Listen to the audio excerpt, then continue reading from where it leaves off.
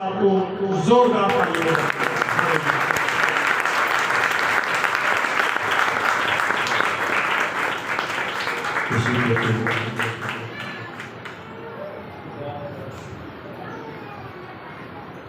आप सबको खुदावंद की अजीम जलाली उत्तम और बुजुर्ग नाम इस्लाम खुदावंद की शुक्रगुजारी है। खुदावंद ने ये मौका दिया हम सबको कि हम उसके हुजूर आ सके और उसके नाम को इज्जत और जलाल दे सके। मेरे साथ देखिएगा कलाम मुकद्दस में से ज़बूर की किताब और उसका ज़बूर नंबर 34 और उसकी 17 आयत आपके सामने पढ़ना चाहूँगा। ज़बूर 34 और उसकी 17 आयत लिखा है, सादक चलाए और खुदावंद ने सुना और उनको उनके सब दुखों से छुड़ाया। खुदावंद के कलाम के पढ़े और सुने जाने का खुदा की बरकत है। मेरा जो आज का मजबूर होगा वो होगा सादक चढ़ाए। क्या होगा जी? सब बोल दीजिए, सादक। इस आयत से जो इस आयत का पहला लफ्ज है सादक, इससे इस बात की हमें साफ समझ आती है कि दुआ कौन करेगा, चलाएगा कौन? सादक। अगर इसके बरक्स जाएं तो हमें नाराज जो रास्तबाज लोग हैं वो मिलते हैं, लेकिन इसका मतलब है कि सादक चलाए और खुदावंद ने सुना। जब सादक चलाएगा, सादक दुआ करेगा, तो फिर इसका मतलब है खुदा सुने। और जब मैं इसको देख रहा था तो सादक लफ्ज बाइबल में पुराने अहदनामा में 197 दफा आया, और जब मैंने नए अहदनामे में देखा तो सिर्फ हमें 3 दफा ये लफ्ज मिलता है। सादक सबसे पहले होना बड़ा मुश्किल काम है, क्योंकि जब हम इस राह पर चलते हैं, जब हम सादक बनते हैं, तो इसका मतलब है कि हमें गुनाह से बाज आना होगा। वो काम करने होंगे जो खुदा को पसंद है, जो खुदा की नजर में भले काम है, और इब्लीस के कामों को दूर करना पड़ेगा, फिर हम सादक बनेंगे। और जब सादक बन जाएंगे, तो जब सादक चलाएगा तो खुदा सुनेगा। हालेलुया। जब सादक दुआ करेगा तो खुदा सुनेगा। और आगे इसके लिखा है कि खुदा उन सब से उनको सब दुखों से रहाई देगा। अगर इसी बात की हम 19वीं आयत देखें तो वहां पर लिखा है कि सादक की मुसीबतें बहुत हैं, सादक की बहुत ज्यादा मुसीबतें हैं, बहुत ज्यादा दुख हैं, लेकिन इन सब से अगर कोई रहाई दे सकता है तो वो खुदा दे सकता है। ये नहीं है कि सादक पर मुसीबतें नहीं हैं, सादक पर बहुत से दुख हैं, तकलीफें हैं, तंगियां हैं, लेकिन इन सब से खुदा रहाई देगा। मुसीबतें बहुत हैं, सादक चलाए और खुदावंद ने सुना। उन दुखों से जब आप छुटकारा पाना चाहेंगे तो फिर आपको चलाना पड़ेगा। बहुत से दुख हो सकते हैं, बहुत सी मुसीबतें हो सकती हैं, लेकिन जब आप खुदा के हुजूर आएंगे तो बाइबल हमें बताती है कि खुदावन इनको इन सब से छुड़ाएगा। सादक खुदा की नजर में एक मकबूल शख्सियत है। सादक खुदा की नजर में एक ऐसा पहाड़ है कि वो खुदा के इरादे को बदल सकता है। मुसीबतें बहुत हैं, दुख बड़े हैं साधकों के लिए, लेकिन इन सब से रहाई मिल जाएगी अगर आप कायम रहेंगे। अगर हम बाइबल मुकद्दस में ज़बूर 146 और उसकी 8 आयत में देखें तो वहां पर लिखा है, खुदावंद साधकों से मोहब्बत रखता है, इसलिए उनके गुनाहों से रहाई मिलेगी, क्योंकि साधक से खुदा मोहब्बत रखता है, साधक से खुदा प्यार करता है, साधक से खुदा खुद इतना प्यार करता है कि वो उसके सारे दुखों से उसको रहाई बख्शे। और शरीर के लिए अगर हम इंसान 15 बाब और उसकी 29 आयत को पढ़े तो वहां पर शरीर के लिए खुदावन क्या कहता है, खुदावन शरीरों से दूर है लेकिन साधकों की दुआ पर उसके काम लगे हैं। हालेलुया। साधकों पर उसके काम लगे हुए हैं। शरीरों से खुदा दूर है, शरीरों की वो दुआ को नहीं सुनेगा।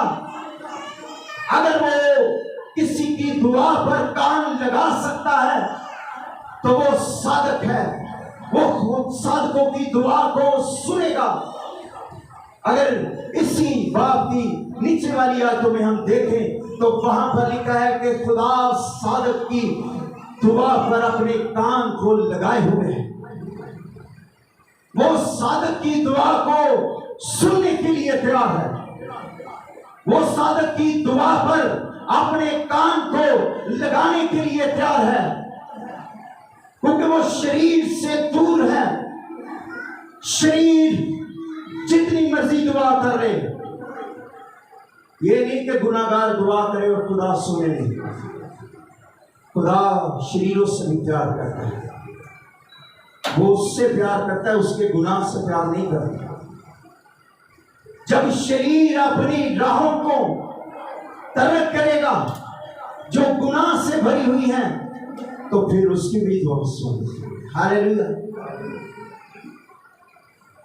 खुदा शरीरों से दूर है और साधकों की दुआ को वो सुनता है। जब साधक चलाता है तो खुदा बेदार हो जाता है। हालेलुया। जब साधक दुआ करता है तो अपने आसमान को खोल देता है, क्योंकि जमीन पर किसी ईमानदार शख्स जो सच्चाई से भरा हुआ है, जो भलाई से भरा हुआ है, जो खुदा के खौफ में है, उसने उसको आवाज दी है, वो उसके पास आया है, इसलिए उसके कान उसकी दुआ पर लगे हुए।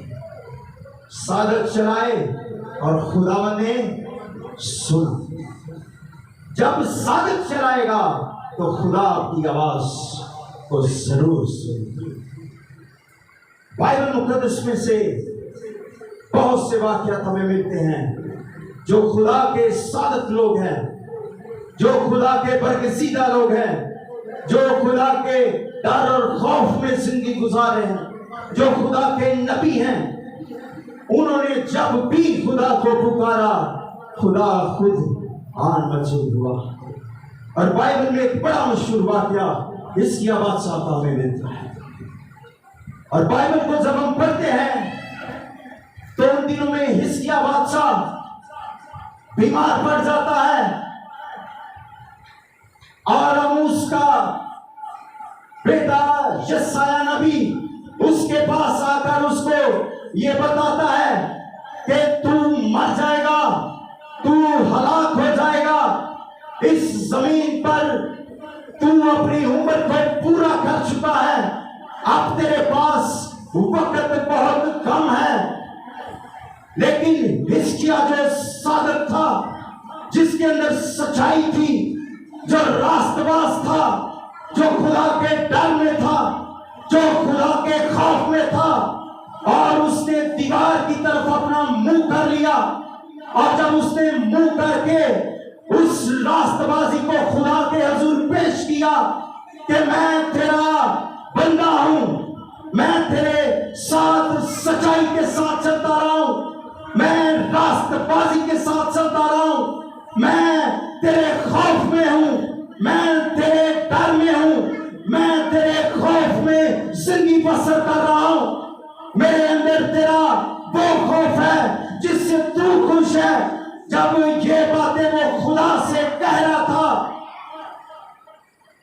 तो यशायाह नबी अभी उस शहर के फाटक से बाहर नहीं गया था, और यशायाह से खुदा ने कहा कि यशायाह, मेरे साधक बंदे ने जो चलाया है, जिसने मुझे आवाज दी है, जा उसको बता दे कि तेरे बाप दाऊद के खुदा ने तेरी दुआ को सुन लिया है, क्योंकि जिस जमीन पर इस साधक बंदे ने उसको पुकारा है, उसके आंसुओं पर खुदा ने निगाह कर ली थी, उसके उस दुख पर निगाह कर ली थी। साधक चलाए और खुदावन ने सुना है। जब साधक चलाएगा मेरे चीजों, खुदा सुन लेगा। फिर चाहे आप मौत की वादी में हो, फिर आप कर्ज की वादी में हो, फिर आप मुश्किल वक्त में हो, परेशानी में हो, जैसे भी हालात हो, जब आप साधक होंगे, जब आप खुदा के बरगज़ीदा होंगे, जब आप खुदा के खौफ में होंगे, खुदा आपकी दुआ को सुन लेगा, क्योंकि बाइबल कहती है कि साधक चलाए और खुदा ने सुना है। साधक जब चलाता है खुदा सुनता है। हिजकिय्याह को मौत का पैगाम मिल गया है, लेकिन अपना मौक़िफ़ क्या पेश किया है कि मैं तेरा बंदा हूं। हालेलुया। उसने अपनी दलील क्या पेश की कि मैं तेरा बंदा हूं, मैं तेरे खौफ में हूं, मैं रूह और सच्चाई से तेरी प्रस्तुति करता रहा हूं, मैं तेरे साथ साथ चलता हूं। खुदा मैं इस दुनिया से नहीं जाना, और खुदा ने उसकी दुआ को जब साधक चलाते हैं तो खुदा अपने आसमान को खोल देता है। हालेलुया। साधक की दुआ में कुव्वत है, साधक की दुआ में पावर है, साधक की दुआ में वो कुव्वत है कि वो खुदा के इरादे को तब्दील कर सकता है। और यहाँ पर हमें मिलता है कि हिजकिय्याह मरने वाला था, लेकिन खुदा ने उसकी 15 साल बर्बाद। हालेलुया। साधक चलाए और खुदा ने सुना। अगर बाइबल को हम और आगे पढ़ें तो हमें एक और बड़ा मशहूर वाक़या मिलता है, एलिया नबी का वाक़या। उससे हम सब वाकिफ हैं। और एलिया ने आखिर बादशाह से ये कहा कि इस्राएल के सारे लोगों को इकट्ठा कर ले, इस पूरी कौम को इकट्ठा कर ले यहां पर, और इनसे आज इस बात का फैसला ले ले कि ये खुदा के साथ हैं, कि बल के पुजारियों के साथ हैं। और वहां पर एलिया ने एक बड़ा ऐलान किया, क्योंकि वो खुदा का साधक बंदा था, और उसने कहा कि तुम्हारे पास 450 नबी हैं जो बल के हैं, और मैं अकेला नबी हूं जो इस्राएल के खुदा को मानता हूं। 2 मजबे बना लिए जाएं, एक मजबा ये लोग बना लें, एक मजबा मैं बनाऊंगा अपने लिए, और इस मजबे पर एक बैल को लिया जाए, उसके टुकड़े करके लकड़ियों को वहां पर रख के वहां पर कुर्बानी की जाए, लेकिन एक मेरी शर्त है कि नीचे आग नहीं जलाई जाएगी, यहां पर आग नहीं जलाई जाएगी। उसने ये मुआहदा किया कि जो आग से जवाब देगा वही इस्राएल का खुदा होगा। और जब उसने कहा कि तुम ज्यादा लोग हो, तुम पहले ये काम करो, और जनाब उन्होंने शुरू कर दिया। उन्होंने बैल के टुकड़े किए, लकड़ियों को चुना, और सुबह से वो शुरू हुए दुआ करनी शुरू कर दी अपने देवता के आगे, अपने देवता को पुकारना शुरू कर दिया।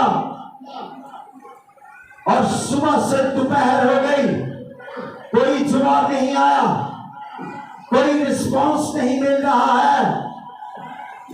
और जब दोपहर होगी, एलिया उनके पास आया और उनको चराने के लिए कहा, क्या भाई तुम्हारा देवता किसी सोच में है? क्या वो सो रहा है? क्या वो नींद में है? क्या वो कोई काम कर रहा है? वो कहां गया है? उसको पुकारो, उसको बुलाओ। और मेरे चीजों बाइबल में लिखा है कि वो उस मस्बा के इर्द गिर्द उन्होंने कूदना शुरू कर दिया और उसको जोर जोर से पुकारना शुरू कर दिया, लेकिन कोई आग ना आई, कोई ऐसा उनको जवाब नहीं मिला, क्योंकि वो साधक नहीं थे।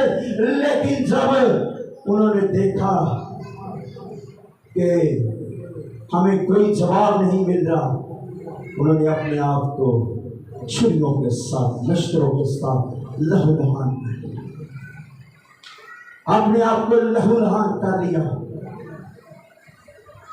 अब बारी आती है सादक की, जिसका नाम एलिया है। उसने कहा उस मस्बे को दोबारा बनाया जाए जो ढा दिया गया था, और उस पर लकड़ियां रखी गई, बैल के टुकड़े करके रखे गए। और एलिया ने उनसे एक मनफरद काम किया और कहा कि 4 मटकों को लिया जाए और वो पानी से भरकर उसके इर्द गिर्द खुदाई जो करवाई गई थी उसमें डाल दिया। उसने कहा दोबारा डाला जाए, उसने कहा फिर इसमें पानी को भरा जाए, उसने कहा फिर इनको पानी से भरा जाए।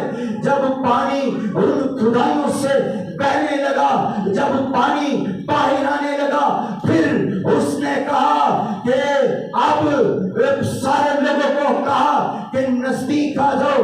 और वो क्योंकि साबित था, क्योंकि वो सच्चाई से भरा हुआ खुदा का नबी था, उसने कहा ऐ इब्राहिम इसहाक के खुदा, आज ये लोग जान जाए कि तू ही इस्राएल का खुदा है, तू ही वाहिद खुदा है। जब उस सादक ने ये दुआ की, उस सादक ने ये कहा कि मैं खुदा का सच्चा खादम हूं, सच्चा बंदा हूं, मैं सच्चाई के साथ भरा हुआ। और उसने कहा कि आज ये लोग देख लें। और मेरे जीजो, जब ये दुआ की तो यकायक आसमान से आग नाज़िल हुई और उन सारी लकड़ियों को, उन सारे टुकड़ों को और उस सारे पत्थरों को चट कर लिया, क्योंकि वो सादक बंदा था, क्योंकि सादक चलाएगा। तो मेरे अजीजों, खुदावंद सुन,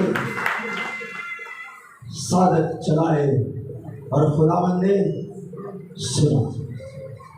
एलिया खुदा का सच्चा सादक खादिम था, और यहाँ पर उसकी पुकार, उसकी सच्चाई जब खुदा तक पहुंची तो आसमान से आग नाज़िल हुई। मेरे चीज़ों, जब हम किसी मुश्किल में, परेशानी में होंगे, दुख में होंगे, खुदा की दुआ को सुन लेगा। लेकिन जरूरत क्या है? आपके अंदर सच्चाई, आप साधक हो, फिर आप चलाएंगे, फिर आपके लफ्जों में कुव्वत होगी, फिर आपके बोलने में कुदरत होगी, फिर आसमान को आप खोल सकते हैं। जो कुछ इस जमीन पर मांगेंगे, किसी के लिए आप शिफा की दरख्वास्त करेंगे, किसी के लिए आप मुश्किल है उसके लिए प्रॉब्लम की दुआ करेंगे, खुदा सुन लेंगे, क्योंकि आप साधक हैं। हालेलुया। आगे चलते हैं। अगर हम नए अहदनामे में देखें तो हमें एक और बड़ा मशहूर वाक़या मिलता है। दो साधक बंदों की बात करना चाहूंगा, पौलुस और सलास। वो खुदा के साधक बंदे हैं, सच्चाई से भरे हुए। उनको कैद खाने में डाल दिया गया है और मुश्किल में है, जेल में है, बेड़ियों से बंद है। हर एक उनके लिए मुसीबत वहां पर उस वक्त मौजूद है, लेकिन हमारा मजबूर क्या है? साधक चलाए। और यहां पर पौलुस और सलास ने भी यही काम किया, उन्होंने भी यही काम किया। और बाइबल में लिखा है कि उन्होंने दुआ शुरू कर दी। हालेलुया। पौलुस और सलास ने भी दुआ शुरू कर दी, हम्द के गीत गाना शुरू कर दिए और खुदा के हुजूर इस बात को रखना शुरू कर दिया कि हम तेरे बंदे हैं, जो साधक हैं, जो सच्चाई से भरे हुए हैं। हम मुश्किल में हैं, हम जेल में हैं, हम कैद में हैं। और जब उन्होंने दुआ करना शुरू की तो मेरे अजीजों, खुदा की कुदरत ने काम करना शुरू कर दिया, क्योंकि उन्होंने चलाया, पुकारा, खुदा से बात की। और बाइबल में लिखा है कि यकाचक एक बड़ा भूचाल आ गया, एक बहुत बड़ा भूचाल आया और उस भूचाल की वजह से उस जो कैद खाने की नींव हिली, उनकी बेड़ियां खुल गई। ये सब कुछ किस वजह से मुमकिन हो रहा है? क्योंकि साधक चला रहा है। आप मुश्किल में हैं, परेशानी में हैं, दुख में हैं, जेल में हैं, कैद खाना में हैं, जैसे भी हालात हैं, आप खुदा को पुकारना शुरू कर दें।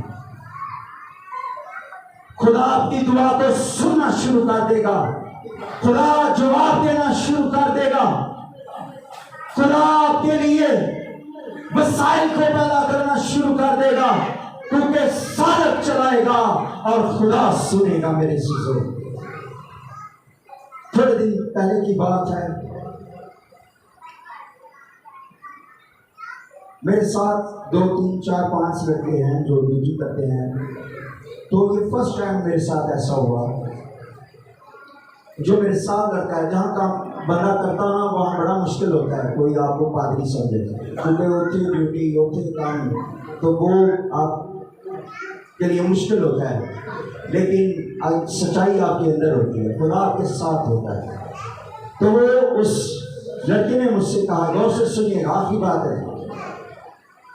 उस लड़के ने मुझसे कहा कि पादी साहब,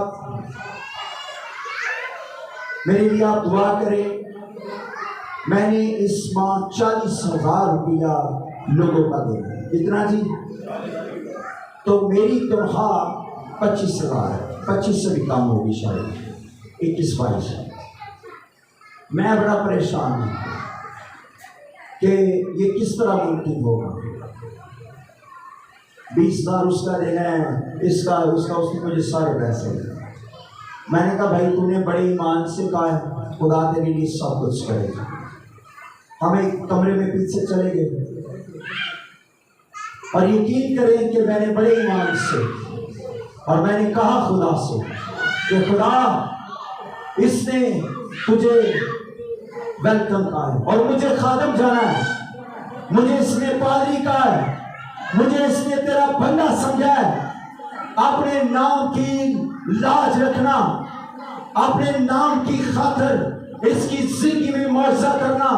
मैं नहीं जानता कि पैसे किधर से आएंगे और कौन शख्स इसको पैसे देगा, लेकिन इसने तेरे खादम से रिक्वेस्ट की है, तेरे से रिक्वेस्ट की है। इसके लिए तू ऐ खुदा अपने आसमान को खोल देना, इसके लिए वसाइल पैदा करना, इन पैसों का तूने अरेंज करना है। और ये दुआ करके मैं कहीं आउट यूनिवर्सिटी चला गया, बाहर चला गया, तो तकरीबन 2 घंटे के बाद उस लड़की की मुझे कॉल आई। कहता पादरी साहब किधर है? मैंने कहा मैं यूनिट के काम आया हूँ। मैंने कहा बताओ मसला क्या है? कहता पादरी साहब, कर्नल साहब से जो मैंने 20,000 रुपया उसी यूनिट से लोन लिया हुआ था, कर्नल साहब ने मुझे अभी बुलाया है और उसने कहा है कि शफकत ये सारे पैसे मैं तुझे माफ करूँ। हालेलुया। उसने कहा कि ये सारे पैसे मैं तुझे माफ करूँ और उसकी आंसू जारी किया उससे। कहता पादरी साहब ये किस तरह मुमकिन हो गया? ये शख्स तो मुझे कहता था इंस्टॉलमेंट पर वापस करने हैं, लेकिन वही शख्स कह रहा है कि ये 20,000 रुपये माफ कर दिए। सादत चलाए और खुदा ने सुना। ये तजर्बा हम सब की जिंदगी में मिले। जब हम खुदा के हुजूर चलाएंगे, दुआ करेंगे सच्चाई के साथ, रास्तबाजी के साथ, गुनाह के साथ मत अपनी जिंदगी को खुदा के हुजूर पेश करें। सच्चाई के साथ आए, आंसुओं के साथ आए। इसकी जार रोकर कहने लगा सच्चाई के साथ। उसने अपनी दलील को खुदा के हुजूर पेश किया। उसने उसकी 15 साल उम्र बढ़ा दी।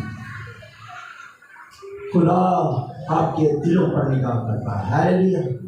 खुदा आपके अंदर देखता है कि ये सच्चा बंदा है, इसके अंदर सादतपन है, फिर वो आपकी दुआ को सुन लेगा। खुदा शरीरों से दूर है, लेकिन सादकों की दुआ को सुनता है।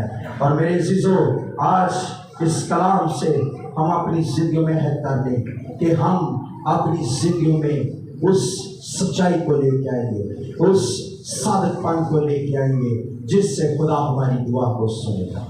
सादत चलाए और खुदा ने सुना। खुदा आप सबको इस कलाम को